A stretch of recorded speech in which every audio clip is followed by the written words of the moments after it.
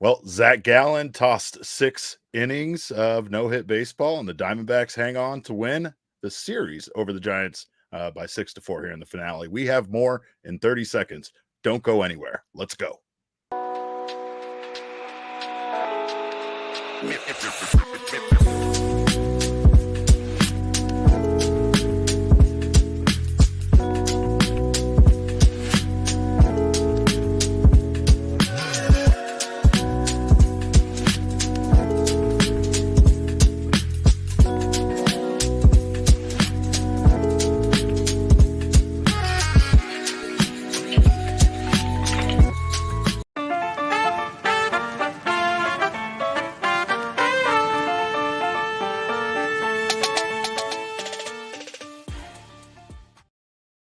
Ski and welcome into another edition of the PHNX D-backs podcast brought to you by Bet365. Of course, go download the Bet365 app right now. Use our code of PHNX365 when you sign up. Choose your offer and find out why it is never ordinary at Bet365. And of course, no ending to a Diamondbacks game can be ordinary, nor can really a start for an Arizona Diamondbacks game be ordinary any longer.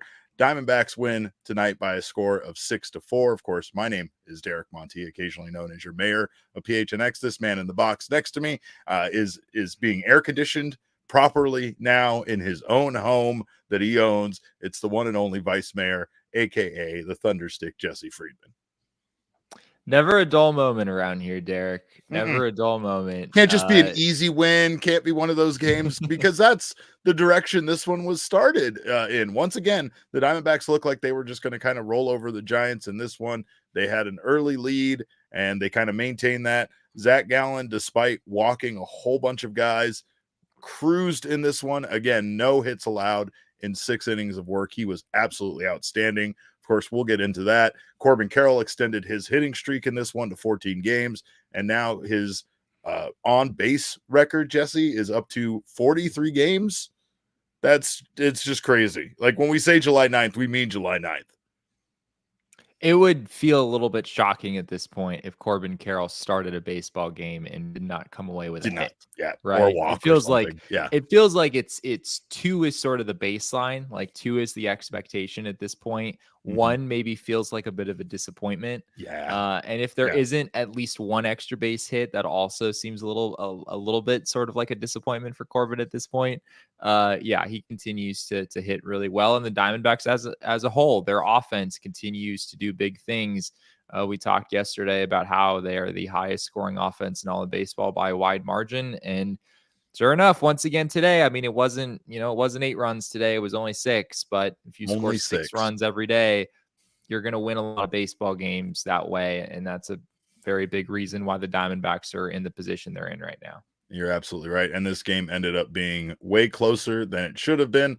So they needed all of those runs once again in order to walk away with the victory. But let's just start with Zac Gallen because he was amazing today. It's the Zac Gallen that we know, the Zac Gallen we love, and maybe even a slightly better version of himself, despite the fact that there in the second inning, he did need to be unplugged, wait 15 seconds, and then plugged back in because after getting 2 outs to start the inning, he suddenly couldn't find the strike zone. Well, no, I take that back.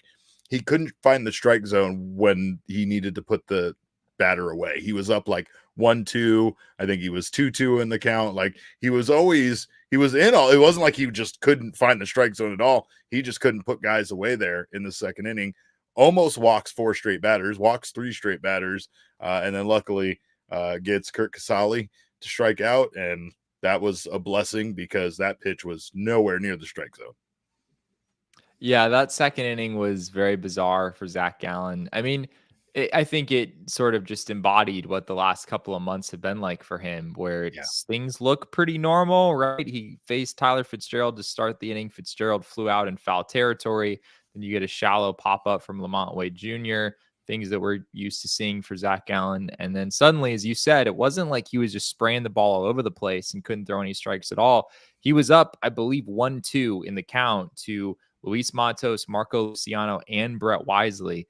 But as you said, he just couldn't put those guys away. I think it Yeah. was a combination of some pitches just being uncompetitive, just missing the zone by too much to really garner a swing from any major league hitter. And there were also some pitches that I think Gallen executed fairly well out of those 3 at bats that, Giants hitters, to their credit, were able to lay off. But yeah, it was weird. It was bizarre. And yet you look up a few, an hour or 2 later, and Zac Gallen has thrown 6 no-hit innings. And, maybe it's not exactly what you would have drawn up for him today, but it was pretty close. I mean, anytime you're going 6 innings and not allowing a hit, you're doing a lot of things right. One thing I noticed, Jesse, was he wasn't able to land his fastball in a lot of those situations. Like when you go back and you look at the counts, a lot of the balls were the 4-seamer. But then after that, he was able to put the 4-seam fastball almost wherever he wanted to. And I felt like that was the big key to getting back on track. Without that 4-seam fastball, it doesn't set up that amazing knuckle curve he was throwing today.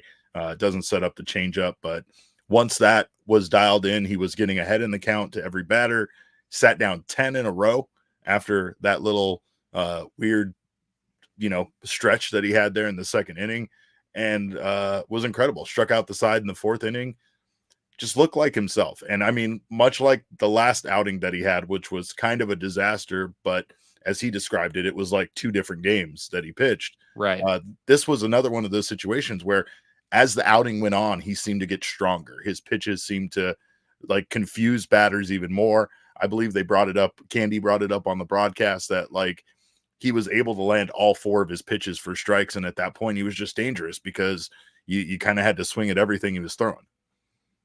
Yeah, I think you hit the nail on the head with the fastball commands. I mean, we've been saying it for weeks now. That's been not the only difference, not the only issue for Zac Gallen here over the last month or 2, but one of the main ones. If he is able to put his fastball where he wants to, which usually there aren't that many guys in the league that have better fastball command than Zac Gallen. I mean, it's been something that has really carried him for a number of years. Not only the fact that his 4-seamer is a good pitch, it has a lot of life to it, but the fact that he's been able to put it wherever he really wanted to. And we just haven't seen that version of his fastball for a lot of this season. I thought he also did a pretty good job just getting ahead in counts in general. We mentioned those 3 hitters that he got ahead 1-2 and wasn't able to put him away. But by and large, he was getting ahead in the count pretty much all night. That's another thing that Gallen has struggled to do in recent outings. So I think that's a good sign for him as well. So yeah, I mean, this was, maybe not vintage Zac Gallen, if you want to use that phrase, but it was a step in the right direction, a really big step in the right direction for him. There were moments where the changeup looked like a dominant pitch, and the curveball, that's sort of been a steadying presence for him for a while. We've seen that look like a dominant pitch. Even some of the sliders he threw were really nasty in this game. So maybe this is the start of Zac Gallen kind of getting things back on the right page. He's been leaning on that curveball a lot because of how effective it's been, but it's not the pitch that it can be without being set up, right? And if you know that he's kind of avoiding his fastball, or you can see that that's happening, you can see he's not landing it, makes it easy to kind of have the outing that his last outing, the direction that went. But tonight he was nails. 6 innings pitched, 0 hits allowed, 0 earned runs, 4 walks, 8 strikeouts, and impressive there at the end to finish the game with a strikeout, finish his outing at least with a strikeout. There was a weird discourse once again, trying to get the fire Tory conversation going for some reason, where people thought somehow that Zac Gallen would be able to finish this game when he was at 100 pitches after 6 innings. Yeah, that wasn't going to happen. Zach wouldn't have done it. Nobody would have wanted to see him do it. Like, I'm sorry. I know the game ended up going the way it went, and that's unfortunate. But this is one of those situations where I'm definitely not blaming the manager. I'm blaming the performance of the pitchers, because Tory goes to his bullpen. He goes to Kevin Ginkel, and Ginkel immediately gives up a hit, immediately ends the no-hitter. And then the very next hit allowed is a home run that, makes it a 4-2 ball game at that point. And I mean, again, this is one of those situations where you kind of went to your guys in this one to lock it down. You went to the guys that you thought you could rely on, and Kevin Ginkel, who has been extremely reliable, just isn't out of the gate. He like he needed to get mad first before he could start pitching well. I mean, I don't know. Maybe someone needs to slap Kevin one time, just one strong slap before he goes out there for performance to get him fired up. But I mean, this was this wasn't great. And again, it's another one of those situations where you're kind of riding on a high with the Diamondbacks being up 4-0, Gallen not giving up any hits, and then immediately the lead is in jeopardy because they cut it in half. Yeah, I mean, just a couple of days ago, we were talking about, do the Diamondbacks have a starting rotation problem? It sure looked like they did.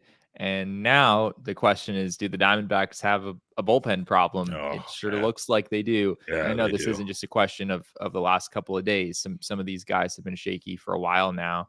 But yeah, I mean, you look at the numbers from yesterday, Derek, D-backs relievers yesterday, 2 1/3 innings, 7 hits, 5 runs. Obviously, Ryan Thompson's struggles were a big part of that. And then today, 3 innings out of that group, 4 runs allowed on 4 hits. So you put these two games together and you've got 9 runs on 11 hits allowed by D-backs relievers in just 5 1/3 innings of work. It has been a rough go over these couple of days against a Giants offense that isn't terrible by any means, but also is not, among the league leaders either. So it goes back to sort of what we were saying yesterday with there's AJ Puck and then there's everyone else. And I think if any game could have really embodied that, this was it, right? AJ Puck comes in, strikes out the side, looks utterly dominant. And then Justin Martinez and Kevin Ginkel, both of those guys did not look sharp at all. Jesse, AJ Puck was filthy. 7 whiffs, 7 whiffs in one inning against 3 batters. On seven swings too. Every single time a Giants hitter attempted a swing, they missed. He seemed unhittable. He seemed unhittable. I don't care what if you bat righty, if you bat lefty, it doesn't matter. This man has been incredible. I mean, we've already talked about him being one of the best pitchers on the Arizona Diamondbacks, but he might quite possibly be one of the best relievers in all of Major League Baseball. Yeah, that's not hyperbolic at all. I mean, you look at AJ Puck's numbers since he was converted from a starter to a reliever. That's something we emphasized a lot early on when the D-backs first acquired him, because his numbers were very heavily skewed by 4 starts that he made at the beginning of the year, the Marlins trying to convert him to a starter.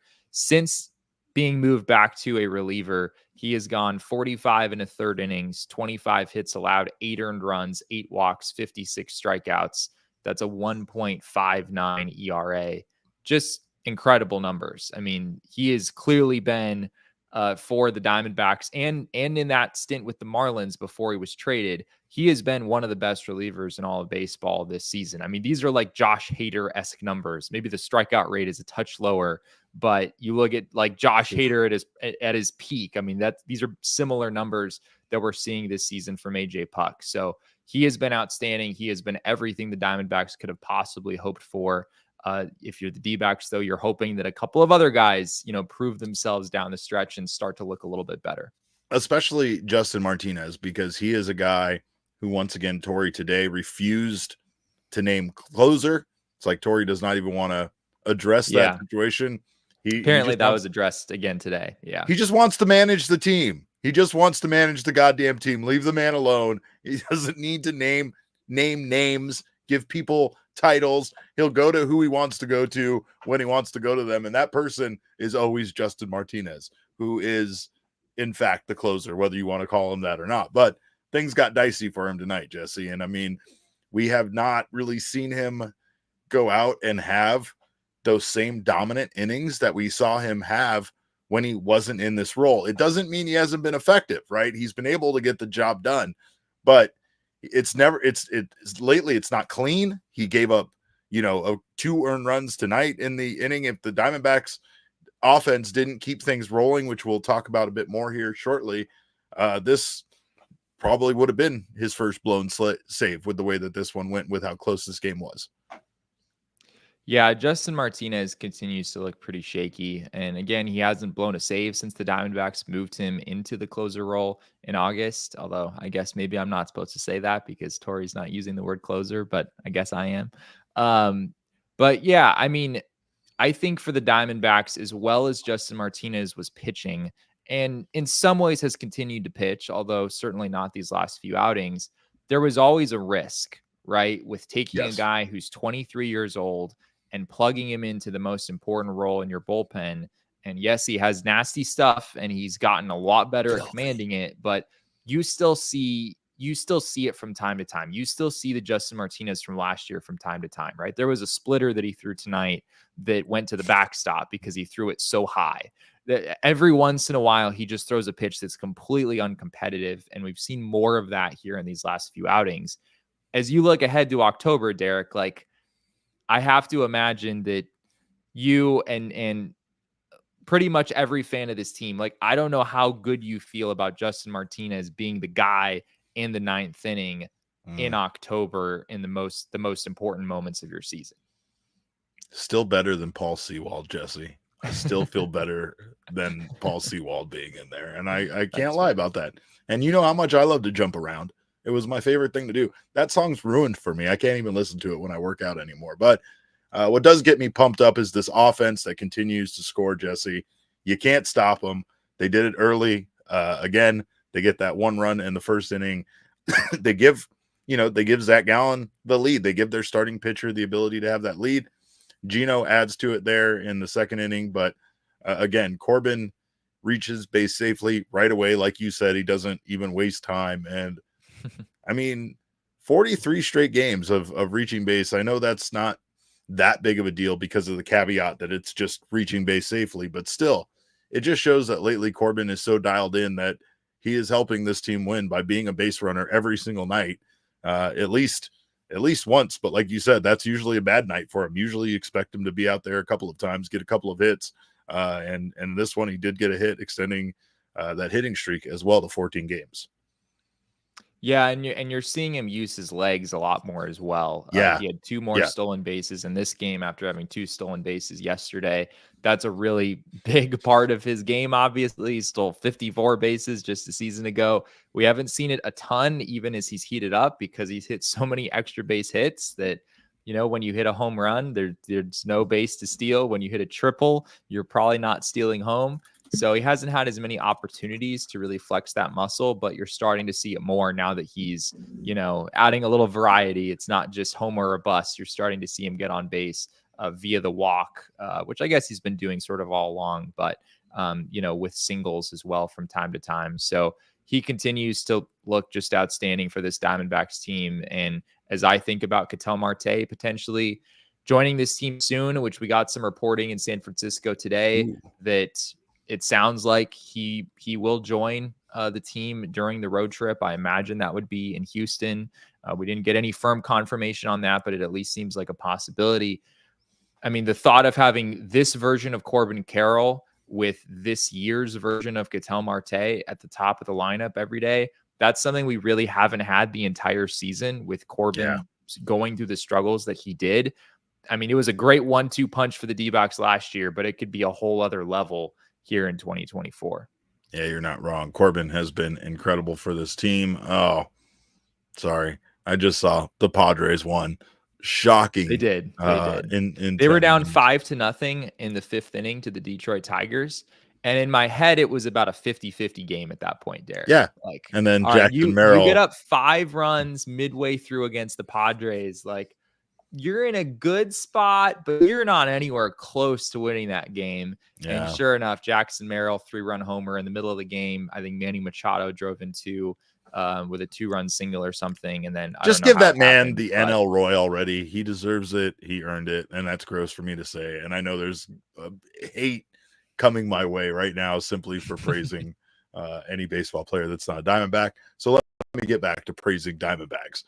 What if I would have told you on July 1st that Gino Suarez was going to have 24 home runs by September 4th? You wouldn't have believed me. You would have told me I was a fool, and you probably would have asked me to get drug tested again. But no, not the case. Gino has been mashing the ball. It's a solo home run tonight. I think the only disappointing part about that is he hits a leadoff home run. Diamondbacks load the bases, Jesse, and then they're unable to produce another run. And at this point, it's weird to, on a night where they scored 6 runs, like you said, it wasn't 8, it was just 6 runs. But on a night where they scored 6 runs, to still kind of be disappointed that they missed on so many other opportunities. I mean, after 3 innings, they were 1 for 10 with runners in scoring position. 1 for 10 after 3 innings. That's wild. Yeah, I mean, on the Giants side of things, I wouldn't say that their pitching was necessarily fantastic the entire way through either. Hayden Birdsong could not find the strike zone. I think he had 5 walks and obviously a pretty short outing tonight. But the D-backs struggled to really make him pay for those. I think only one of those walks actually came around to score. And as you said, 1 for 10 with runners in scoring position through 3 innings. That's a pretty tough place to be. So yeah, they wound up pushing across enough, but they had opportunities to definitely score more runs than they did. They left a lot of meat on the bone, but you know who mashed one, Jesse? Pavin Smith. Shout out to the Pavin Smith fan club, exclusively part of the PHNX Diamondbacks podcast. He hits a solo home run to add to the lead there in the 5th. And of course, for all of you redheads out there, that home run is our Sanderson Ford deep drive of the game. That was a 420-foot blast to center field. And again, at the time, I think this put the Diamondbacks up 4-0. And Jesse, it's like when Cattell hits a home run there in the 9th inning. It just felt unnecessary in the moment, but it was like, hey, good, more runs. This one seems like it's already in the bag, but who knows? And sure enough, they needed them. They needed those runs. Yeah, I mean, Pavin had both of the Diamondbacks' hardest hit balls in this game, and their hardest hit ball of the night was not Pavin Smith's homer. It was actually a line out that I believe Lamont Wade Jr. made a really nice play on early on in this game. So, yeah, Pavin Smith, like, I mean, we can say all we want about how the past numbers for him obviously haven't looked great at the big league level. He's tended to hit in AAA, and then you bring him up and he sort of struggled. This hasn't been a fluke. Like his production in the big leagues this season, which, I'm not going to say he's been outrageously insanely good or anything, but he has a 784 OPS, which is solid. And you look at his peripherals and they absolutely back it up. If anything, I think Pavin has maybe gotten a little bit unlucky this season and maybe deserves to have even better numbers than he does. So it just goes back to what we were saying yesterday about how so many guys on this team are contributing offensively. Like Kevin Newman has been pretty darn good for being a utility player. And then guys like Pavin Smith, who have sort of been up and down guys for this team this season, they've been well above average hitters, for this team as well. So this offense continues to just have so much depth compared to some of the other teams in the league.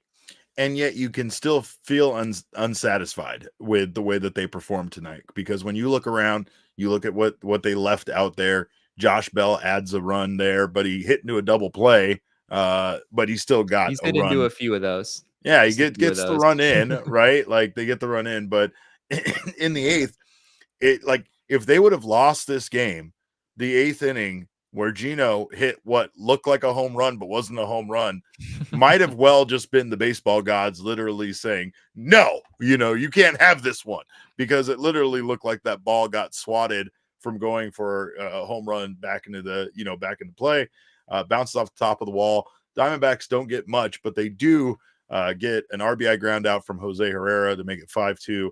And then a Corbin Carroll infield single that made it very, very important, that made it 6-2. And of course, those are the runs that kept this game from going into extra innings with what happened there earlier, as we described with the bullpen. 2 runs allowed by Kevin Ginkel, 2 runs allowed by Justin Martinez late. Luckily, the Diamondbacks did score enough to hold on and preserve this win.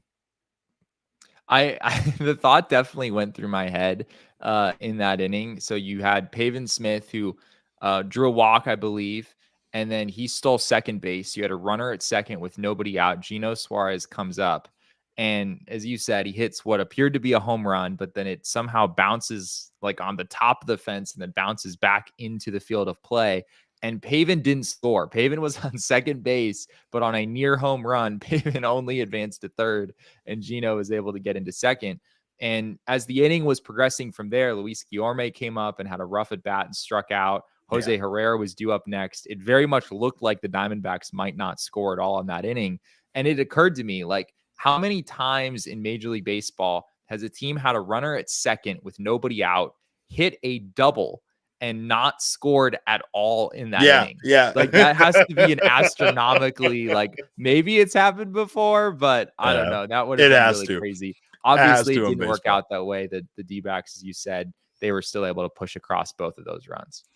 Well, of course, the guy that gave them this great opportunity to win is the guy we needed to get right today. And thanks to his efforts, he did get right, and he gave this Diamondbacks team an incredible performance. Our king snake is Zac Gallen. 6 innings pitched, no hits, no runs, 8K. I mean, what more can you say? I mean, especially after bouncing back, considering he had that, that weird inning, he couldn't really get the job done. It looked like at times he looked a bit frustrated. He looked a bit lost out there. You get, a mound visit from Brent Strom, and then everything is right with Zac Gallen. Sits down 10 in a row. Incredible. Yeah, he really got on a nice run. And it kind of felt to me like this wasn't a battle of Zac Gallen versus the Giants. It was a battle of Zac Gallen versus himself. Yeah. Like, if he was executing the pitches, then the Giants weren't doing anything, right? But if he was kind of struggling to miss his spots, then that's what sort of opened the door for Giants hitters, not even to get a base hit, but to at least get on base via the walk. I guess I should mention Mike Yastrzemski, who did put a heck of an at bat on Gallen. He did. That was not Gallen missing his spots. I mean, that was Gallen throwing like 12 really good pitches and Mike Yastrzemski finding a way on base anyway. That also fired Gallen up. Like, he was pissed after that, and you could tell he didn't want to go back out there. He didn't he didn't want to be taken out of the game. He wanted to finish that inning, and his pitch count was obviously in the territory where It was at like unlikely. 93 or something after that at bat. Yeah. I think he gets the double play with one pitch in the next, to the next batter. And luckily that allows him to get through the inning, but just a great day. Rattlebacks, thank you so much for your super chat. Rattleback says, first half, he was Gino. Second half, he's been G. Hell yes. I like that way better than, Gino. That's a good one. But yeah, Gino's been the guy for this team lately. And I mean, you talked about Corbin Carroll, but that's like the duo right now. I mean, in the absence of the other guys, in the absence of Ketel Marte and Christian Walker, it's been Gino and it's been Corbin getting the job done. This is a question I'm curious what you think. Do you find it strange that the Diamondbacks are still hitting Gino Suarez 7th?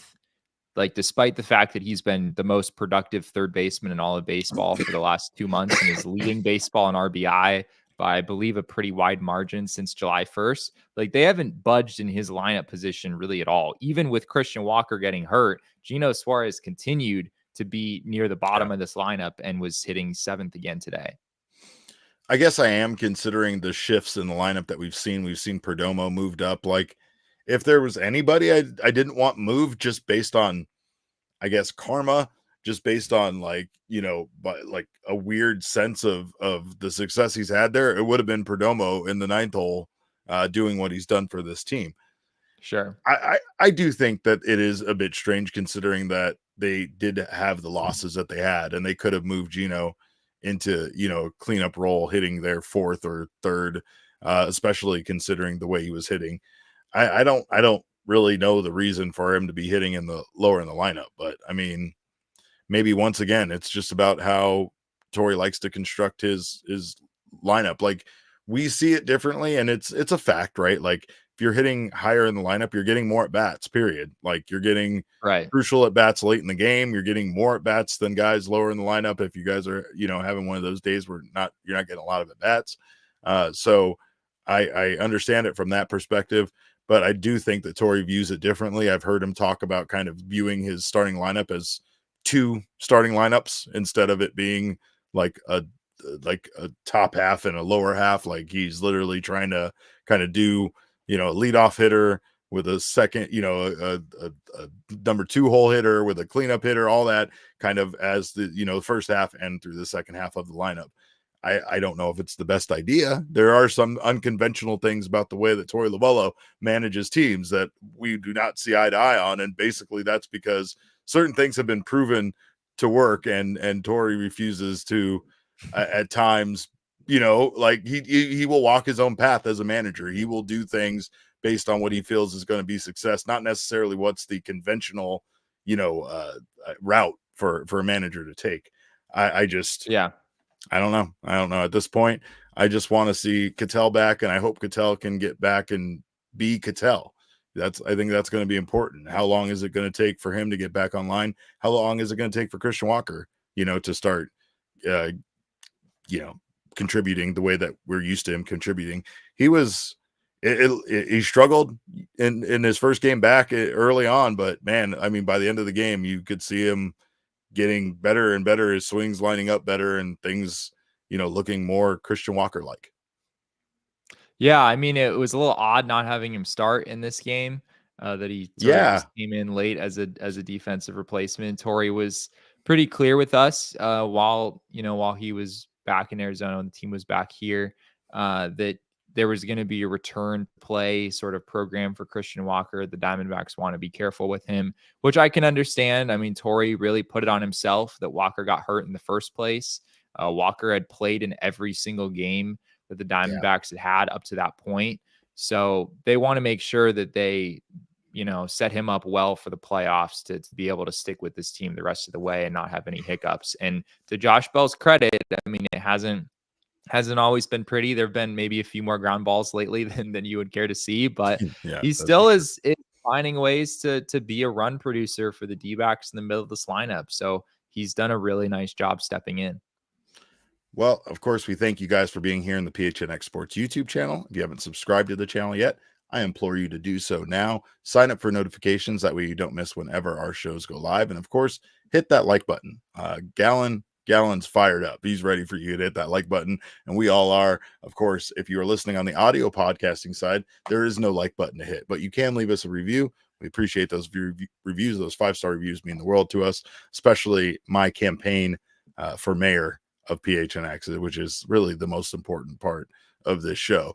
This show is about the Diamondbacks, but never forget, it's just an extension of my mayoral campaign, my ongoing efforts to keep PHNX, I guess, this ship afloat around here. But we'll be right back with some more information on this game, some more numbers from tonight's win. But first, we got to thank Sanderson Ford for not only sponsoring the deep drive of the game, but for their incredible customer service and, of course, their amazing offers right now that you can get down on over at their 65-acre facility. Of course, do not miss getting lunch while you're there, but also do not miss the deals that they have right now. They are pushing for the playoffs, and you get the payoffs like deals on a 24 Ford Sport Bronco Sport Big Bend, just ranked highest in quality in its segment by JD Power. You can also get 0% financing with 36 months and no payments for 90 days on a Ford F-150, Escape, Edge, Explorer, and Expedition. So get down on the Sanderson Ford Summer Sales event, which is here right now.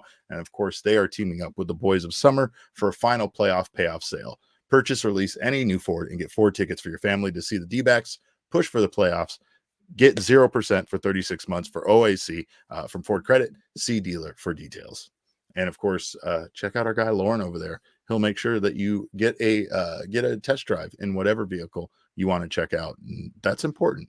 I really learned a lot, and I love that Ford Bronco Sport Big Bend more than ever after driving it. But also check out our friends at Bet365. Like we said, it's never ordinary for an Arizona Diamondbacks game. It's never ordinary at Bet365. And right now you can get down on, of course, the widest range of games and markets available for live in-game betting across 78 sports.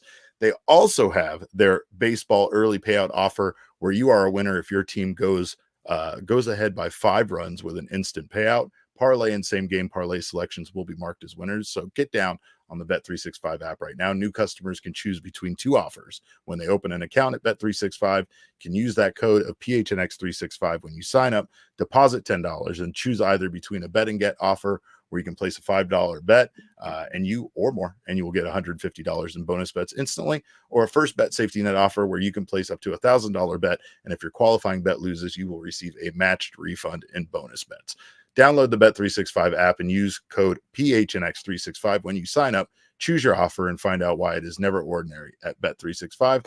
Must be 21 or over and physically located in Arizona. If you or someone you know has a gambling problem that wants help, call 1-800-NEXT-STEP, text NEXT STEP to 53342, or visit problemgambling.az.gov. Damon, I believe we have some paid sponsorship advertisement now that we have to run. Sometimes you think you know a person, but do you really know Steve Peters?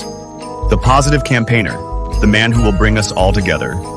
But those who know PD best, they know what's behind the mask. I am very leery every time PD says anything for me to watch. Yeah, because that's the darkness there is a darkness. If he's hiding the darkness behind his facade, what else could he be hiding? PD? Who is he really for? There is a darkness. Ethical Standards and PHNX Officials is responsible for the content of this advertising. Really makes you think, doesn't it? I mean, I don't know. Steven Peters might not be the man that he says he is. He hides behind a mask, I heard. I don't mean to be pulling back the curtain too much, but that's just what I've been told. Jesse, let's take a look at the count presented by Desert Financial Credit Union, because this is another one of those games where, not a lot makes sense. Diamondbacks win 6-4. They out hit the Giants 7-4. Giants were just 1 for 3 with runners in scoring position. Diamondbacks, at least that's a Stone Cold Steve Austin thing there. 3 for 16, a 188 batting average. Not great. Lots of opportunities. That's great. Not great that they only got 3 runners, scored 3 runners in scoring position. They did have 3 extra base hits. The Giants still had 2, though. For the limited amount of offense the Giants had, they almost matched the Diamondbacks' output. And then the walks. Diamondbacks had 8 walks to the 5 walks the Giants were able to generate. So, of course, this kind of tells the tale. The Diamondbacks got a lot of those runners in scoring position through the walks, through getting those guys on base, but weren't able to convert. And again, not trying to, I guess make a win into a loss. I feel like we've done that now maybe 2 nights in a row, but there's just still some things that the Diamondbacks need to clean up. And in this case, their offense was good, but it could have been much better. Yeah, I mean, this does feel like 6 runs does feel like an underwhelming performance for this offense at this point. And yet the Diamondbacks had, with the 8 walks and the 7 hits, they had 15 base runners in this game. Like that's pretty good. That's going to win you a lot of games. But yeah. I think the Diamondbacks pitching struggles are just, it's not that people don't want to talk about the offense, because it has been so unbelievably good. We are going to continue to talk about how good this offense has been, but the lack of stability in both the rotation and in the bullpen right now, I think is, I get it. I mean, it's this team going into October, having an offense that scores a bunch of runs is a huge thing in a postseason situation. But you also have to be able to really rely on your top end talent in your pitching staff, right? It's your top 4 starters, and then it's your top 4, maybe 5 relievers that are really getting the majority of the reps in the big moments in the postseason. And the Diamondbacks, it's a little bit unclear exactly what that's going to look like at this point. But again, the offense just continues to do outrageously incredible things. And again, Ketel Marte is still out, and Christian Walker did not play in this game, and Gabriel Moreno is obviously still out as well. So the fact that they're still able to do this is just very incredible.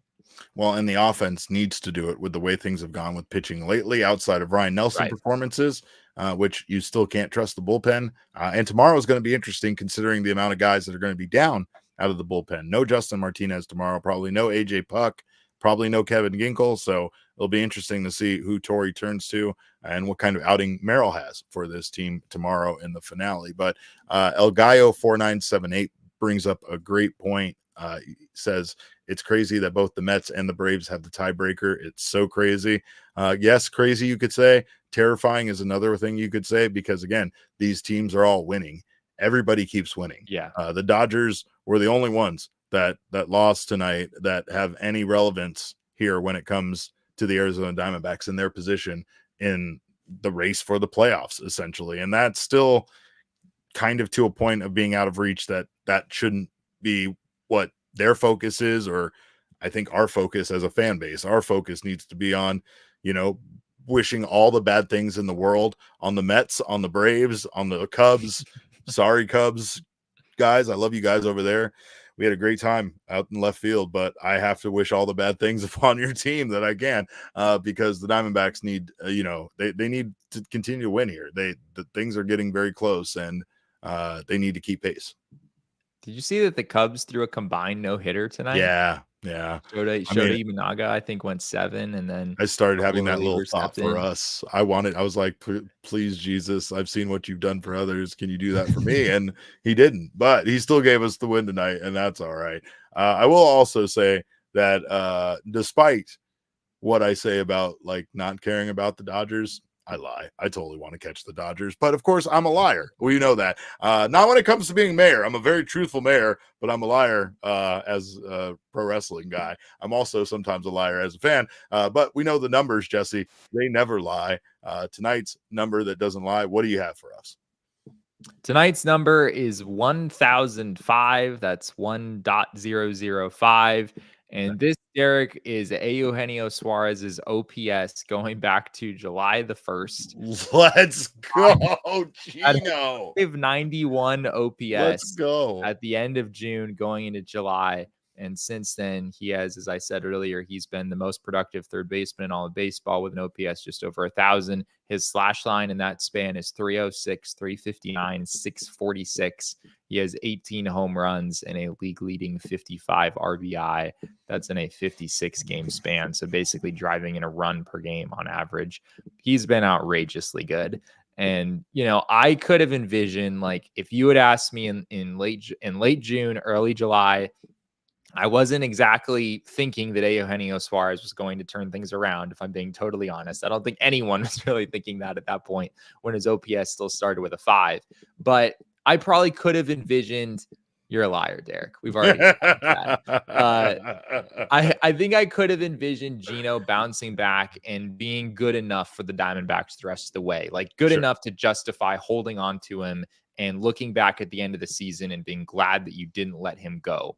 But I did not see this coming. I mean, for him to go out and just be an elite offensive producer for more than 2 months now. I mean, this is, I think, well over 200 plate appearances. This is a pretty long time of Gino Suarez being basically as good as he's ever been. Like, Gino has had some good seasons in the past. He's been one of the better hitters in the league in the past. Now I'm kind of curious. Maybe I'll do this after the show. Like, I don't know if Gino's ever had 2 months this good in his career. I mean, this has to be up there with as good as he has ever been. Yeah, well, I mean, the end result is going to make the deal look very, very good. And of course, the Diamondbacks might not be in the position they're in without Gino. They definitely wouldn't be in the position they're in without Corbin. We wouldn't be in the position we are in without you guys as our viewers. So we thank you, of course, for being here, for watching. And of course, I do have to read Be Calm, See Clearly super chat here. So they want you to read this one, Jesse, but I know that's not going to happen. So I'll go ahead and take this one. I will say I'm a little disappointed in your spelling of thick. I feel like in this situation, it would be with 2 C's and not a K, but I'm going to read it anyway. He said, BT dub, Kyler Murray is thick, yams. And I also mean we win. That's all we do and need to do. We are fine. We'll get healthier and win. And that's exactly true. We will get healthier and win. And I think that's what's coming. I watched Jesse. By the way, thank you, Be Calm, See Clearly, for your super chat. We appreciate you and all of your inappropriateness. Jesse, I watched catcher footage for about 4 hours today. I don't even want to explain to you what I ended up doing, but I learned a lot about catching today, and I learned a lot about what makes Gabriel Moreno successful, including like stuff that oddly happens during the course of a baseball game that makes us as people viewing it think that the umpire is maybe calling the game in favor of one team or another. And one thing we definitely don't think about is that there's one catcher catching for one team and one catcher catching for another team, and how that catcher sits and how far back they sit and what their style is of picking the ball up and catching the ball all impacts the game. And I want to say that my main conclusion that I took away from this unnecessary rabbit hole film session that I went down on YouTube is that I miss Gabby Moreno very much. And I think that this team does. And I think it goes beyond the offense. We instantly think about missing his offense as a catcher and what he did for this team with the bat in his hand. But I think that it's more of what he did behind the plate to make this pitching staff look better and have better results. Like, not just look better, like literally frame better and literally do things that cause, balls that right now are being called balls to be called strikes and differently when he's behind the dish. We miss Gabby a lot. And I think, this team might be much better when he's back. And that goes for both sides of the ball. I mean, imagining this lineup right now with Ketel and Gabby in it is pretty crazy, right? I mean, the Diamondbacks obviously put out a pretty good lineup today. They scored 6 runs. They had 15 base runners. But there are 2 spots in the lineup tonight that were pretty clearly weaker than the rest, right? Luis Guillorme in the 8th spot. Not to say Guillorme has been terrible since he came over. I think he's done a really nice job overall. That's some pretty big hits. His on-base percentage is his defense has been great. He's drawn a lot of walks. He's found ways to get on base. But yeah, the 2 weakest spots are clearly Guillorme in the 8th spot and then Jose Herrera in the 9th spot. I mean, if you think about replacing Guillorme with an MVP candidate in Ketel Marte, who obviously the MVP thing probably isn't going to happen for him this year, given all the games that he's missed, but he's still probably going to get some down ballot votes.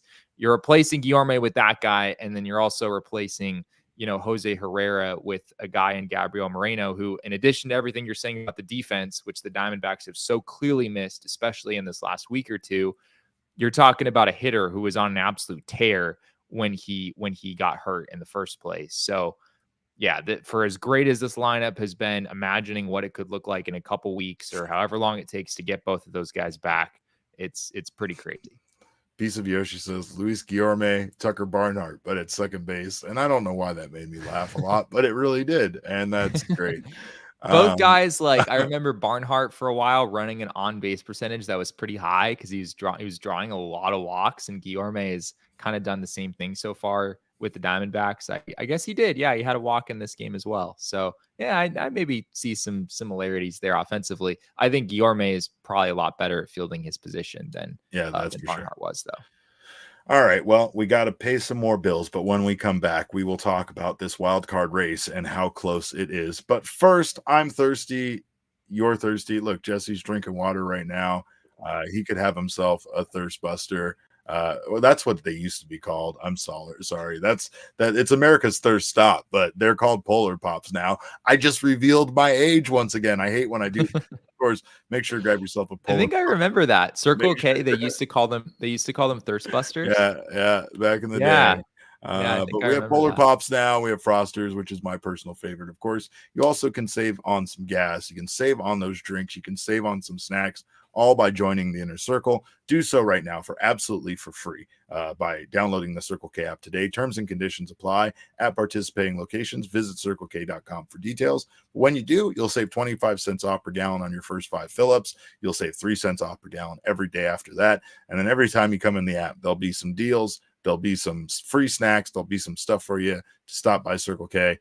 Make sure you keep your tummy full, keep your car full of gas, and most importantly, keep yourself hydrated because it is hot out there. Tomorrow is going to be one of the hottest days of the year, and we are in September. That doesn't make any sense. That doesn't seem fair, and I hate it. I hope meteorologists are wrong. I hope they're wrong all the time, and tomorrow is definitely one of those days I hope they're wrong. But, of course, we can't wait for the Diamondbacks to come back into town. They have some very important series coming up, and, of course, if you want to be there for those games, make sure to check out Game Time. It is the place for last minute ticket deals. You can save up to 60% off by buying tickets last minute with our friends over at Game Time. Of course, right now they have a new feature called Game Time Picks that makes getting tickets for your favorite live events even easier. Game Time Picks filters out the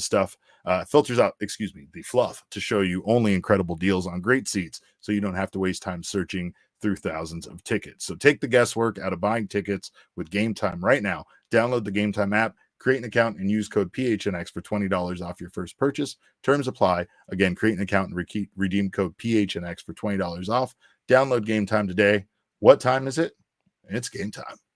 All right, Jesse. Well, of course, we have to take a look at these Major League Baseball standings because no matter what, no matter how much we win, the other teams win. And that kind of makes me sick. It kind of makes this fun. But my God, we are taking a look now at the last wildcard team already having 76 wins, Jesse. I have no idea how many wins it's going to take to end up in the playoffs, but it's going to be a lot more than 80. That's for sure. It's going to be a lot more than 84 like it was last year. So right now the Dodgers sit at the top of the National League with a record of 84-56. The Phillies are right behind them at 83-56. And then the Brewers are the final division leader in the National League Central at 81-59. Then you have your wild card teams of the Padres at 80-61 who won tonight. The Diamondbacks who won tonight 79-61. The Braves who won tonight 76-63. Those are your three wild card teams. Then outside of that, you have the Mets who won 76-64. The Cubs who won 72-68. And then I don't even care about the Cardinals, but we have to, because even though we tried to distance ourselves from all these National League teams, the Cardinals are still within shouting distance at 71-69. They are 5.5 games back from the final wild card spot. And I will add that the Cardinals did also win today. They also won today. They make me sick. The Brewers. They beat the Brewers in extra innings. Yeah, this is bonkers. I mean, trying to pinpoint how many wins it's going to take to get in is really difficult because of just how well all of these teams are playing simultaneously. It doesn't feel like you can just take these teams' current record and just use the win percentage and, you know, extrapolate out to 162 games. And there you go, because these teams are all playing basically at their best at the same time. I think if you take the Braves' current record, they're on pace for 89 wins, and they're in that third wild card spot right now. So if you're trying to make a guess based on that, I guess you'd say 89. But yeah, I don't know if 89 actually will get you in the playoffs with the way that things are trending right now. So yeah, it's been outrageous, Derek. I mean, every single game that the Diamondbacks play continues to be so important. Even though they built up a pretty nice cushion for themselves, the Mets still have not lost a game since they were here last week. Corbin Carroll's grand slam, that game is still the last time the New York Mets actually lost. So this is going to be a dogfight here for the next 3 weeks. Luckily, the Diamondbacks have 4 more games here against this Giants team that they just beat up on, even though they were able to mount comebacks in both of these games. This is still a good team to have a lot of games on your schedule, considering how they're playing, how this lineup right now is constructed. They don't really seem like they waved the white flag already on this season. And they're not really even playing for pride in the same way a team like the Rockies might be playing for, but the Diamondbacks still have a series against the Rockies as well. Then they have, I think, 6 games or maybe even 7 games against the Brewers here on the schedule before the end of the season. That concerns me a bit. And of course, the biggest concern is that they finish up their season against the San Diego Padres. But Damon would be the first one to tell me not to overlook these Houston Astros that the Diamondbacks have coming up next. Luckily, Ketel Marte, like you said, should be back for that series, and he will be a sight for sore eyes. Maybe, hopefully, fingers crossed. I mean, I also would add that I wouldn't take the Giants for granted tomorrow because they've got some guy named Blake Snell on the mound. And I know the D-backs, when they faced Blake Snell early in the season, that was a fascinating game. If people remember, that was an Apple TV Plus game that was Jordan Montgomery making his Diamondbacks debut against Blake Snell, and Montgomery was great and Blake Snell was terrible. But oh, how things have changed, Derek. Oh, how the turntables have turned. Oh, how the turntables have turned. Blake Snell in his last 10 starts. This goes back to July 9th when he's had a couple of different stints where he's pitched and then gone on the injured list and then pitched again. But this goes back to July 9th, his last 10 starts. He has a 1.30 ERA in 62 and a third innings. So he's averaged more than 6 innings per start in that span. His opponent OPS in that span is 372. His opponent batting average is 117. Did you say the opponent OPS is 372? That's what I said. And the opponent batting average is 117. He's allowed all of 24 hits in 62 and a third innings pitch. Is that good? He's been sensational. He has pitched a quality start every single time out, except for, I guess, the first start there, which was only 5 innings, but it was still 5 one-hit innings, scoreless innings against the Toronto Blue Jays. And then a couple starts ago, he had sort of a fascinating Blake Snell outing against the Mariners, where he only lasted 3 innings and threw a whole bunch of pitches and didn't allow a run, had 5 strikeouts, but also walked 6 guys. So that was a bit of a clunker for him. But by and large, he has been so good for the Giants here over these last couple months. And obviously, Merrill Kelly, who is going for the Diamondbacks, has struggled as much as really anyone in their starting rotation recently. So it'll be a big day coming tomorrow for sure. I just did the math, Jesse, based on what you said about his outings and that last time that he was bad, it's time for him to be bad again. Blake Snell gives up 6 earned runs tomorrow. Okay. All right. Bold prediction. There you have it. Yeah, I'm an idiot. Don't listen to me. But I'm glad you do listen to me. I'm glad you guys are here. Of course, I know it's mostly for Jesse, and sometimes it's for when I take my shirt off. But of course, we will definitely be back tomorrow with one more series, or I guess one more post-game show for this series before we head to that series for the Houston Astros on Friday. So make sure to come back here tomorrow afternoon. Tomorrow's a 12:45 start, so we will be live 20 minutes after the final out. Make sure to join us right here, same bat place, same bat time, same bat channel. Of course, you can follow us on Twitter. I'm at cap_caveman with a K. This maniac in the box next to me is at Jesse N. Friedman. Of course, our producer, the people's producer, Damon, is at Damon Dog. That's DAWG. We are Damon's dogs. Bark, bark. Our show is at PHNX_DBacks, but of course, all roads lead to at PHNX_sports on Twitter, Instagram, and Facebook. We thank you guys again so much for your time. We will see you tomorrow. Hopefully, you have a wonderful evening, much like the Diamondbacks did. And remember, kids, baseball is fun, but it's so much more fun when you just don't allow any runs. We all silly like the mayor.